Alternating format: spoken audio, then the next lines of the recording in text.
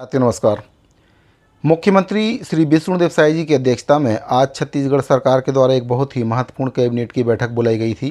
Cabinet की बैठक समाप्त हो चुकी है और जिन प्रस्तावों पर मुहर आज कैबिनेट की बैठक में लगी है उसके बारे में आपको विस्तार से इस वीडियो के माध्यम से जानकारी दे देता हूं कि किन प्रस्तावों पर आज कैबिनेट की बैठक में मुहर लगाई गई है।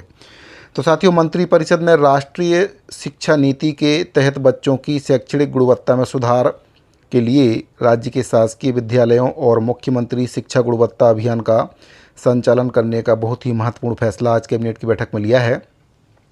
इस अभियान के अंतर्गत शिक्षा की गुणवत्ता सुधारने के लिए पालक शिक्षक सहभागिता बढ़ाने और शैक्षणिक उपलब्धियों को उन्नत करने के लिए कई महत्वपूर्ण बिंदुओं पर फोकस किया जाएगा। स्कूल शिक्षा विभाग के द्वारा अभियान के संबंध में विस्तार से दिशा निर्देश जारी किया जाएगा।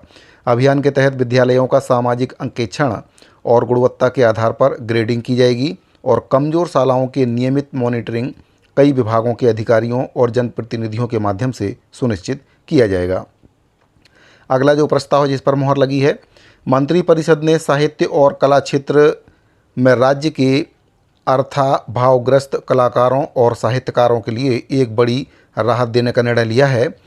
विधानसभा बजट सत्र में की गई घोषणा के परिपालन में अब कलाकारों को जो मासिक वित्तीय सहायता पेंशन के रूप में उनको दी जा रही थी उसको 2,000 रुपये से बढ़ाकर 5,000 रुपये प्रति माह कर दिया गया है।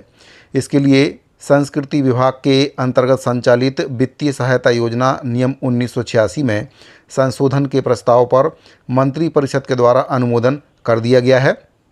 इससे अब उन कलाकारों और साहित्यकारों को आर्थिक संबल मिलेगा जो आजीविका के लिए संघर्ष कर रहे थे।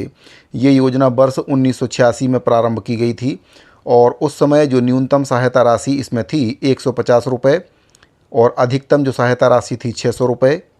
इसके बाद 2007 में इसको बढ़ा दिया गया, 1,500 रुपये कर दिया गया। फिर इसके बाद 2012 में इसको 2,000 रुपये किया गया। लेकिन अभी देखा जाए तो पिछले 12 वर्षों से इसमें कोई भी बढ़ोतरी नहीं की गई थी। वर्तमान में राज्य में कुल 162 कलाकारों को ये पेंशन दी जा रही है और वर्तमान में हर कलाकार को सालाना 24,000 रुपये पेंशन के रूप में दिए जा रहे थे, जिसको संशोधन कर दिया गया है और अब जो उनको पेंशन दी जाएगी वह 60,000 रुपये इससे बढ़कर हो जाएगी, जिससे सरकार के ऊपर भी वित्तीय भार आया है। 38.88 लाख रुपये का जो वित्तीय भार है वह बढ़कर 97.20 लाख रुपए अब सरकार के ऊपर आएगा। तीसरा जो निर्णय लिया गया है मंत्रिपरिषद के द्वारा प्रदेश में औद्योगिक विकास को और अधिक गति देने और भूमि आवंटन प्रक्रिया को पारदर्शी बनाने के लिए छत्तीसगढ़ औद्योगिक भूमि और भवन प्रबंधन नियम 2015 में संशोधन के प्रस्ताव का अनुमोदन किया गया है। इस संशोधन से औद्योगिक क्षेत्रों, लैंड बैंक और अन्य भूमि खंडों के आवंटन की जो प्रक्रिया है उसमें अधिक स्पष्टता और पारदर्शिता आएगी। इससे औद्योगिक निवेशकों को भूमि आवंटन प्रक्रिया को बेहतर ढंग से समझने और लाभ उठाने में सुविधा होगी। मंत्रिपरिषद ने छत्तीसगढ़ राज्य में उद्योगों को बढ़ावा देने और निवेश को प्रोत्साहित करने के लिए राज्य की औद्योगिक विकास नीति 2024 से 30 में कई महत्वपूर्ण संशोधनों को मंजूरी दी है।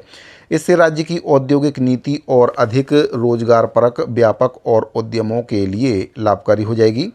प्रस्तावित संशोधनों से राज्य में रोजगार के नए अवसर बढ़ेंगे। इसके साथ ही आधुनिक खेती से लेकर खिलौना उद्योग तक को भी बढ़ावा इसमें मिलेगा। युवाओं को इससे रोजगार मिलेगा। नई नीति के तहत जिन कंपनियों में छत्तीसगढ़ के लोगों को नौकरी मिलेगी उन्हें सरकार की तरफ से अनुदान दिया जाएगा। हाईटेक खेती को भी बढ़ावा दिया गया है। अब हाइड्रोपोनिक और एरोपोनिक जैसी आधुनिक खेती को बढ़ावा मिलेगा। किसानों को अब नई तकनीक जैसे कि ऑटोमेशन और इंटरनेट ऑफ थिंग्स का फ़ायदा मिलेगा। युवाओं के लिए ट्रेनिंग और खेल की सुविधाएं, इसके संबंध में राज्य में खेल अकादमी और निजी प्रशिक्षण केंद्रों को प्रोत्साहन मिलेगा। इससे युवाओं को बेहतर ट्रेनिंग और कैरियर के अवसर मिलेंगे। गुणवत्तापूर्ण विश्वविद्यालयों की स्थापना को प्रोत्साहन मिलेगा। ऑटोमोबाइल रिपेयरिंग और सर्विस सेंटर को भी विकासखंड समूह में मान्य किया जाएगा। पर्यटन और होटल व्यवसाय को बढ़ावा दिया जाएगा। बस्तर और सरगुजा संभाग में होटल और रिसोर्ट बनाने के लिए निवेश की न्यूनतम सीमा को घटा दिया गया है, जिससे इन इलाकों में पर्यटन बढ़ेगा और स्थानीय लोगों को रोजगार भी मिलेगा। कपड़ा उद्योग को दोगुना प्रोत्साहन मिलेगा। टेक्सटाइल सेक्टर में निवेश करने पर अब 200% तक का प्रोत्साहन दिया जाएगा। इससे सिलाई, कढ़ाई और बुनाई जैसे काम करने वालों को काफ़ी फायदा इससे होगा। लॉजिस्टिक हब के रूप में छत्तीसगढ़ को बनाया जाएगा। अब राज्य के हर हिस्से में माल ढुलाई और व्यापार को आसान बनाने के लिए लॉजिस्टिक नीति लाई जाएगी। इससे व्यापारियों को काफ़ी फायदा होगा और बाज़ारों तक जो पहुंच है वह आसान होगी। दिव्यांगजनों के लिए भी कैबिनेट की बैठक में महत्वपूर्ण प्रस्ताव लाया गया है। दिव्यांगजनों की परिभाषा को नया रूप दिया गया है ताकि उन्हें ज़्यादा योजनाओं का लाभ मिल सके।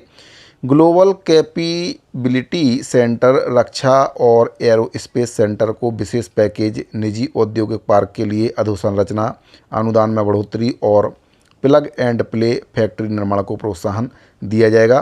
प्रदेश में ईज ऑफ लिविंग को बढ़ावा देने के लिए कम से कम 500 विद्यार्थी क्षमता के कक्षा 1 से 12वीं तक निजी CBSE मान्यता प्राप्त स्कूल और मल्टीप्लेक्स युक्त मिनी मॉल से वंचित प्रदेश के नगरीय क्षेत्र और नगरीय क्षेत्र से भिन्न विकासखंड मुख्यालय से 10 किलोमीटर की परिधि तक के क्षेत्र में पहली 3 इकाई को थर्स्ट सेक्टर की भांति सम्मिलित किया जाएगा। तो ये कैबिनेट के कुछ महत्वपूर्ण फैसले थे जिन पर आज कैबिनेट की बैठक में मुहर लगाई गई है। उम्मीद करता हूं कि जो दी गई जानकारी है वह आपको पसंद आई होगी। अगर आपको जानकारी अच्छी लगी हो तो वीडियो को लाइक और अपने दूसरे साथियों को शेयर जरूर करें। इस वीडियो फिलहाल इतना ही, मिलते हैं अगले वीडियो में। अभी के लिए दीजिए इजाज़त। धन्यवाद।